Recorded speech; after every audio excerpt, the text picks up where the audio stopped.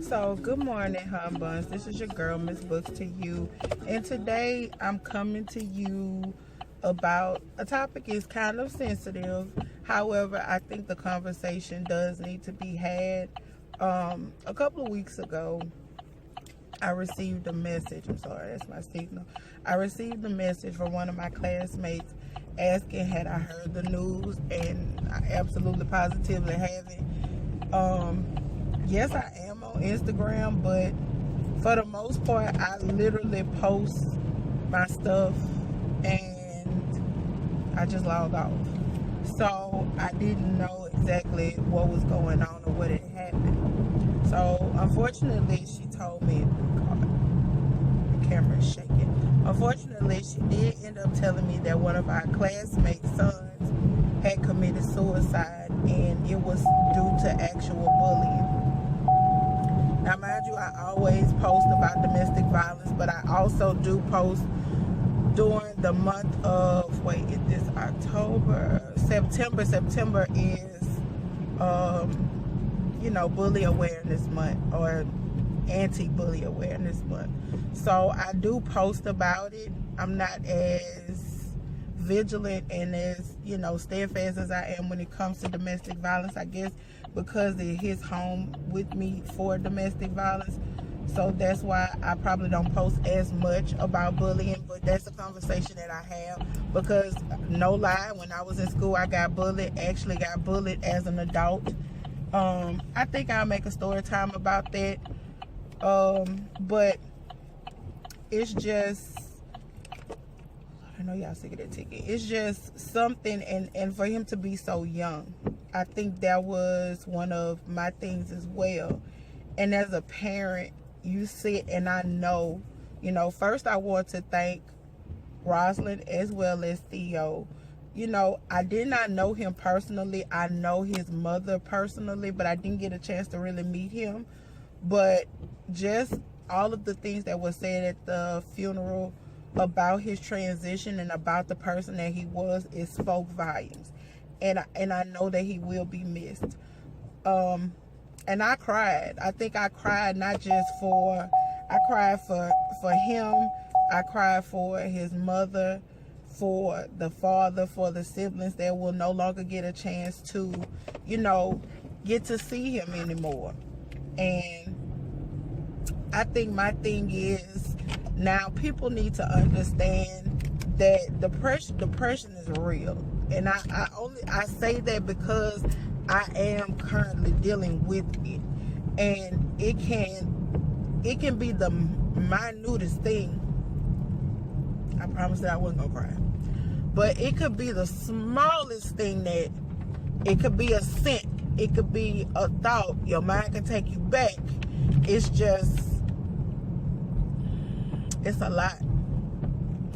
And if you don't have, or if you don't have, because I don't feel that he did not have anybody to talk to just by listening to his entire family. He had a village. And I think that it's things that play on our psyche that says not you don't have anybody to talk to, but it's, oh, you have somebody to talk to. It's just that you feel like they're gonna judge you. So,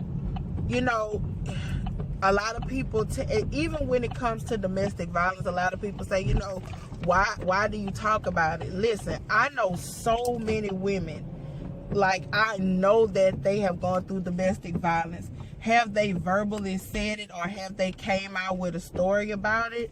No, they have not. But it has happened.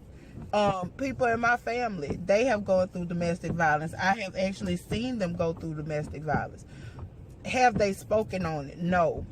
And I think a lot of things are generational. And when I say generational, I mean, if we don't talk about it and tell our kids about it, like, I am very upfront with my kids when it comes to sex, just life in general, not just sex, y'all, wait a minute, but just life in general. And I think, you need to, and I think I learned that a long time ago when Tyler Perry said, it shouldn't be anymore. What happens in our house stays in our house, because that's asinine. That's not how we learn. That's not how we can move forward. That's not how we heal. And I really want to say thank you to, once again, to Theo and Rosalynn for even having Traeh, because at his funeral, I'm not sure because I wasn't able to actually get a program, but I don't know who the preacher was, but he preached about love. And let me also reference that Traeh's name spelled backwards is actually Heart. So that in itself lets you know how unique of a person that, because I feel like, you know, names have meaning now, you know. Yeah, I did name my child. That's a whole nother story. But names have meaning, and the thought that was put into there by the parents, you have to understand that. I think there's the same thing with Jesus. Like, Mary had to know what was in her womb. You see what I'm saying? So the preacher basically preached on love, and when he touched on love, he touched on everything. You know, how can you, and this is a conversation that I've had with my family, because it's an aunt that I don't really get along with, because she be with the shenanigans and the foolishness. But it's like you have to be able to love people past that. And I absolutely try to do that, and I've become more cognizant of, I see how a person is acting right now. I'm trying to figure out what happened in the past to bring them to this point. And it's always something that happened in the past that brings them forward.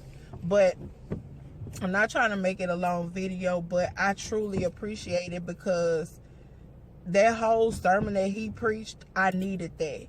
He said, you know, you need to forgive people. Sometimes you have to forgive people even when that person is not there to say, you know, I'm sorry. Because everybody's not going to tell you they're sorry for the pain that they caused in your life. Let me see. What else did he speak of? Love of the community. Love of coming together. And don't let Traeh's death be in vain. And that's one thing that I'm going to take seriously. And also that, because like I said, I have had major losses in my life within the last, I'm going to really say 5 years. So